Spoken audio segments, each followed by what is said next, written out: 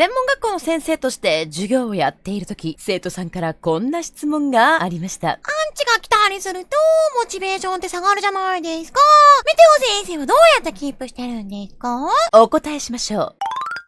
どうも、野宮です。カットされてデビューした VTuber 講師、ディスコテンメテオです。VTuber に限らず、一般的なお仕事や普通の仕事にも役立つと話題のこの VTuber 講師シリーズも第15弾。VTuber で引退していく人ってかなり多いと思うんだけど、その理由の一つとして、活動のモチベーションがキープできなくなってしまった。活動が辛くなってしまったという超絶残念な内容があるんですよ。伸びないってだけでも精神的に負荷がかかるのに、この界隈には少なからずアンチやうがった見方をする方、そして攻撃的なコメントってものが存在する。他にもいろんな要因で活動のモチベーションは容赦なく奪われてったりする。今回はそんな理由で引退することなく、モチベーションを保って活動を健全に伸ばし続けるために、こんな構成の動画になっています。1、モチベが下がると発生する問題。2、活動のモチベーションを保つ方法。3、瞬間的なモチベアップ方法。今回はこのシリーズの中でも独立した内容になってますが、もちろん他の VTuber 講師動画と合わせて視聴受講してもらうことで、より活動が豊かになって伸びやすくなると思うので、概要欄に貼ってある再生リスト等を合わせてチェックしてください。そしてちょっとでも役に立ったと思ったら、この動画の高評価や SNS、知人へのシェア、YouTube のチャンネル登録、Twitter のフォローをして、今後のシリーズ動画を楽しみに待っていてください。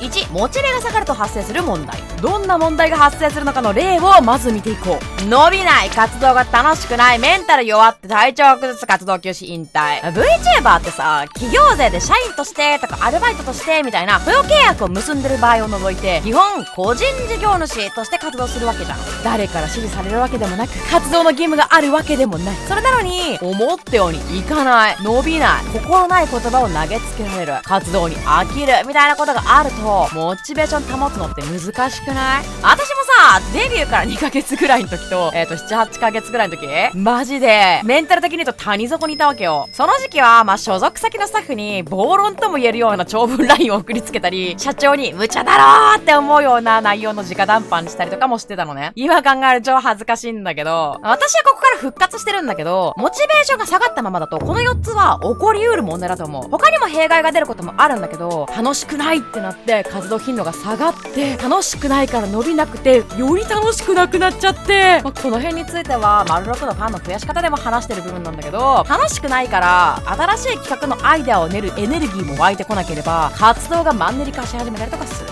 そうすると、収益も思うように上がらなくて、自分の活動にもさらに飽きるみたいな。そういうね、活動が楽しくなくて伸びないっていう状態が続いた時って、活動頻度が下がるだけならまだいいんだけど、何かの焦燥感に駆られて、モチベーションが上がってないのにこれまでと同じ活動の頻度を続けると、精神的に疲れちゃって体調を崩す人もいるわけよ。そして、活動休止、続ける意味を見出せなくて引退っていうような最悪の結末が訪れたりする。もちろんね、引退してた人たちはそんなこと口外しないわけよ。だってさ、伸びなくて楽しくないんでやめまーすみたいなことって恥ずかしくて言えないじゃん。でも、そういう人が少なからずいるのが現状の事実なの。だからこそ、そうならないように、この後のモチベ管理方法をみんなに伝えたいのね。逆に言うと、活動のモチベーションが一定水準以上に保ててたら、こんなことにならずに健全に楽しく伸ばしつつ活動を続けられるってことなのよ。2、活動のモチベーションを保つ方法。自分の機嫌を取れるのは自分だけとかって言葉も聞くと思うんだけど、一番いいのは、ちょっと気分沈んでんなーと自分で感じた時に、自分で自分の機嫌を回復する例を知っておくことだと思うんだよね。それが、法に触れなかったり、人の迷惑にならないことだったら何だっていいと思うのよ。食べ放題の焼肉で腹はち切れそうになるまで食べるもよし、一日寝まくるでもよし。そういうスレを一つ持ってるだけで全然違うと思うのね。で、沈んだ時じゃなくても、活動していく中で全体的にモチベーションを保つための方法、モチベーションを上げるための方法っていうのがあるので、5つ紹介しておくね。目的を明確化する。人の善悪に触れる。徹底的に吐き出す。良質なインプットをする。休む。まず目的を明確化するっていう点については、最近メテオが体験してモチベ爆上がりの例があるんだけど、専門学校の先生として授業させてもらってる時に、高校生を中心として30人以上の生徒さんたちに、バーチャル YouTuber についてお話ししてたのね。その時にいろいろ質問を受けたりしたの。で、私こういう子たちのために今こんだけ苦労して動画作ってんだなーって思ったのよ。自分のターゲットがより明確になったことでモチベーションが上がったって状態なのね。ターゲット設定については丸11の動画を見て復習してほしいんだけど、自分のやりたいことを届けたい層にちゃんと届いてるっていう実感とか、その人たちの様子が明確になることで、これが自分の目的だってはっきり見えたことでモチベが上がったんだよね。他にもね、具体的にやるべきことが見えた時も同じようにモチベーションが上がったりするの。一般的な話に落とし込むと、ファンからの喜びの声とか消費者の声とかってやつ、普通の仕事とかでも実感したことある人いるんじゃないかな。人の善悪に触れる。これはね、両極端のように思えるんだけど、自分のことを支えてくれてる人がいるっていう現実でモチベーション上げるときと、こいつには負けたくない、こんなやつでもここまで来てんでしょみたいな負の感情っていうか反骨精神でモチベーション上げるとき、こういう風になりたくないって時両方あると思うの。どっちでもモチベーションが上がる可能性がすごくあるので、その時々によって使い分けたりするのもあるだと思います。徹底的に吐き出す。メテオはこれ結構やるのね。嫌だふざけんなとか言ってるとなんかすっきりするんだよね。これ公の場で繰り返すと、丸6のファンの増やし方でも言った通り、周りから人が離れてったりすることに繋がったりするので、吐き出す場所、内容はちょっと考えた方がいいかもしれないんだけど、メテオの場合は所属先のマネージャーさんとか社長に結構ぶつけたりします。良質なインプットをする。別の言い方をすると刺激を受けるとかになるのかな。自分の中のアウトプット、表現したいものを伝えたいことが枯渇してるときはもちろんなんだけど、そうじゃなくてもいいものに触れるとやる気が溢れてきたりするわけよ。メテオの場合は e スポーツの大会、スポーツの大会とかでもモチベ上がったりするんだけど、それも同じ原理だと思う。みんなも誰かが活躍してる様を見たり、周りの人が頑張ってるのを見たり、クオリティの高いエンターテインメントに触れた時、なんかやる気になってる時ない？休む。これは1個前の良質なインプットのためにも必要だったりする時もあるんだけど、いつもと違う環境で自分を休めることってたまには必要なのよ。都会の喧騒から離れて自然に触れに行くとかしてもいいし、活動で走り続けてきた人は途中で一回自分をいい状態にリセットするためにリフレッシュするってのもあると思う。他にもね、モチベーション上げるための方法はいろいろあると思うんだけど、そのような方法で長期的に活動のモチベーションが高い状態、ある一定以上の状態ってのを保つのは活動を健全に続けるために必要だと思うし、望まない引退を遠ざける意味でも大事だと思います。3、瞬間的なモチベアップ方法。モチベーションってさ、常に高い状態、やる気がみなぎってる状態みたいなのがいいとは思うんだけ